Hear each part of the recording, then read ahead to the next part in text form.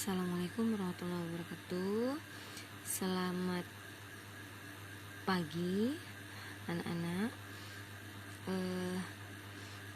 Hari ini Ibu akan memasuki bab pertama di sistem kelistrikan kapal. Jadi kalau minggu kemarin Ibu memberikan kalian tugas mencatat tentang listrik ya. Apa definisi listrik ya? Jadi sebenarnya listrik itu adalah bentuk energi yang memegang peranan penting dalam kehidupan, khususnya dalam bidang teknik ya nak. Entah itu teknik industri, peralatan rumah tangga, alat penggerak atau alat transportasi. Jadi bayangin kalau misalnya di dunia ini tidak ada listrik, sama seperti zaman dulu ya nak. Zaman bapak kakek kalian ya, kakek kalian itu masih pakai lampu namanya lampu serongkeng apa ya namanya itu ya. Dia tidak malam-malam kerjain tugas tidak pakai lampu, tidak pakai lampu listrik, tapi pakai lampu serongkeng nak. Pagi-pagi bukunya sudah hitam galau karena apinya kan, kena apinya. Alhamdulillah, bersyukurlah kalian hidup di zaman modern, listrik sudah ada. Jadi sebenarnya listrik itu di transportasi laut, di jurusan kalian ya, kapal niaga, itu peranannya itu sangat penting ya. Karena kalau misalnya tidak ada listrik ya nak, di kapal apa yang terjadi nak kira-kira? Sistem penerangannya udah mati gitu kan.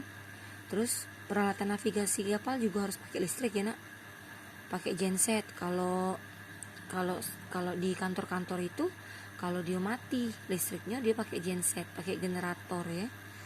Gensetnya ada yang besar ada yang kecil.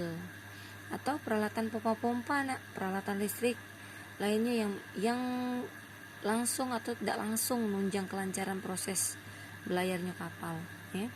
Jadi kapal itu mesinnya itu dihidup ke sama sistem listrik, generator, pakai generator atau pakai genset ya. Jadi ngapa listrik itu penting? Karena jika tidak punya listrik di dalam kapal itu, kalau di kapal-kapal biasa ketek-ketek tuh tidak perlu listrik ya nak ya, tidak perlu listrik ya. Yang perlu listrik tuh nak kapal penumpang ya nak. Kapal penumpang tuh perlu listrik karena TV nak dihidupi nak TV, kipas, tempat ruang tunggu tuh ya nak dihidupi. Terus dispenser nak masak, terus rice cooker nak masak, itu pakai listrik galau itu nak. Kalau tidak ada listrik di kapal tidak jalan kapalnya, tidak bisa hidup di dalam kapal itu, apalagi dia berbulan-bulan ya di atas kapalnya. Nah, jadi bab pertama di listrik itu adalah kita belajar sumber listrik dulu nak. Apa itu sumber listrik? Kalau di rumah kalian kan kalian tahu sumber listriknya dari mana kan. Jadi sumber listrik itu adalah semua materi atau benda yang terdiri dari atom-atom kecil yang memiliki muatan, itu sumber listrik ya. Masing-masing atom itu punya molekul-molekul tersendiri nak. Misalnya intinya, elektron-elektronnya ya. Kalian tahu bahwa atom itu kalau kelas 1 dulu ya, kelas 1 kemarin kalian belajar elektronika ya nak. Atom itu kan terdiri dari proton yang bermuatan positif ya, dan elektron yang bermuatan negatif. Sikok lagi namanya ground atau bermuatan tetap nol ya. Dianya tuh tempat konstannya sebenarnya. Ngeground tuh tempat konstannya. Jadi yang namanya elektron positif dan negatif, kalau dia berkeliling ngelilingi pusat orbit, itu namanya sumber listrik. Pusat orbitnya tapi tetap ya. Nih cak ini muatan positif nih, atom ya, bulat ya atom tuh ya, positif negatif, ground. Nah, ground kan. Kalau dia ngelilingi orbit dengan tetap, jadi sumber listriknya itu agak tetap, konstan cetna. Tapi, ngapo bisa ada konsleting listrik ya? Konsleting listrik tuh karena yuk lah sekarang kan banyak yang nyambung ya, nyambung listrik di rumah tetanggo ya. Dia udah mampu dia masang listrik dewe, nak buat tiang dewe ngelapor ke PLN tuh tidak bisa dia nyo. Tiang listrik itu satu tiang listrik itu untuk 10 rumah biasanya. Nah, kalau lebih dari 10 rumah biasanya itulah galak menyebab kebakaran itu, konsleting, karena tegangan itu lebih full ya, arus listriknya jalarnya, tegangan di rumah itu tinggi-tinggi sehingga arus listrik tidak nyambung ke tegangannya situ. Nah, itulah dia galak buat konsleting listrik, tiba-tiba meledak bunyi itu ya. Kalau proton sama elektron itu sebanding, maka dapat dikatakan bahwa atom itu dalam keadaan seimbang ya, dalam keadaan seimbang. Tapi kalau dia kehilangan elektron akibat pengaruh dari luar, misalnya kulit dari kabelnya itu terlepas ya tuh ya.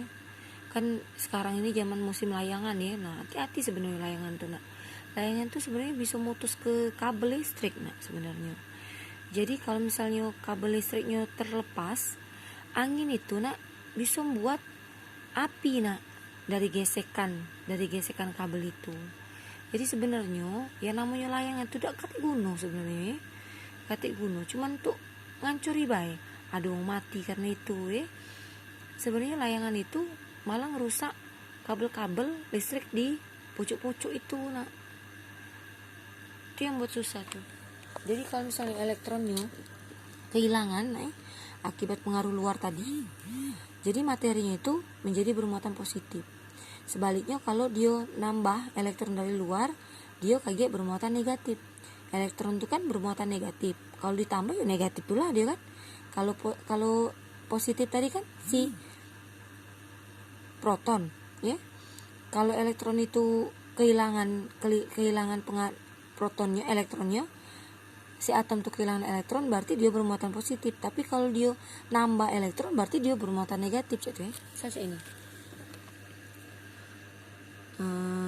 Rd nih Rd positif, Rd ini kan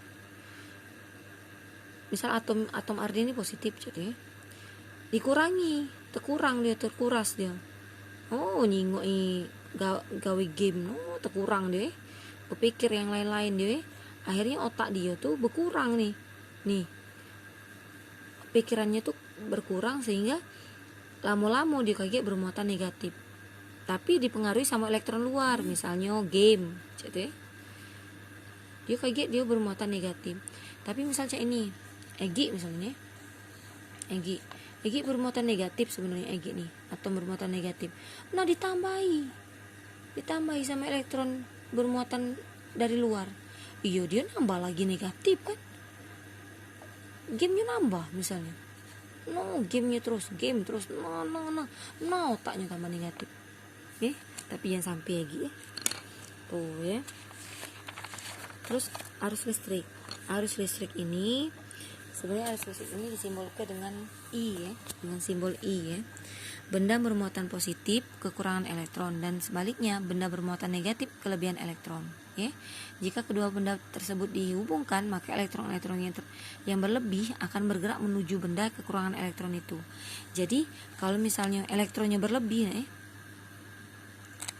cek ini ya, tegar ini, tegar nih, banyak nih yang positifnya muatan positifnya banyak yang si tegar mah. Nah sikoknya si Sandi Sandi nih kekurangan elektron, tak tolong aku katanya. Oh ini negatif galau ya, mohon maaf ya, negatif galau ya. Nah si tegar ini tegar, ini Sandi nih. Kata Sandi tolonglah tegar, njuk ya aku nih tegar katanya. enjuk ya aku nih muatan elektron ujungnya daripada kaki aku ndak kate guna lagi ya alat listrik aku nih. Lajulah tegar nih dekatinya. Dibantulah bangso tegar nih baik bangso tegar nih pecah si Aprijal itu mana galak dia deketi Sandi dak. Nah bangsa tegar nih baik laju didekatinya lah sama si tegar nih ke Sandi. Nah Sandi ambil Sandi si kok Sandinya. Nah akhirnya samu dia stabil. Nah si tegar tigo si Sandi tigo cak itu tuh ya deket ke cak itu. Jadi arus listrik itu banyaknya elektron yang dialirkan per satuan waktu. Jadi Q itu adalah muatan listrik, banyaknya elektron muatan listrik per satuan waktunya T-nya. Muatan listrik itu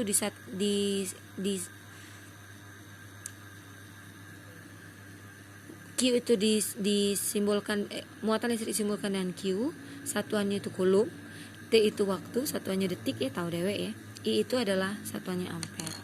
Ya. Nanti kita kasih contoh soalnya, tapi hari ini cukup untuk mencatat dulu ya nak, catat dulu, baru besok kita buat contoh-contoh soalnya. Mak Mano ngitung arus listrik ini, ya. Itu saja. Silakan dicatat dulu, nanti ibu kasih foto. Klik tugasnya ya, klik tugasnya. Ada itu kayak tentang listrik, tentang sistem listrik tadi,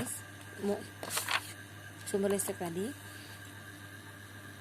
Jika ada pertanyaan yang belum paham, ini difoto nah kalau sudah selesai dicatat, difoto, dikirim di kolom komentar. Terus jangan lupa namo dengan jelas ya, namo jelas ya, jangan tidak pakai namo. Kalau tidak pakai namo udah ibu nilai ya, tidak pakai namo udah ibu nilai ya. Oke, ibu akhiri. Wassalamualaikum warahmatullahi wabarakatuh.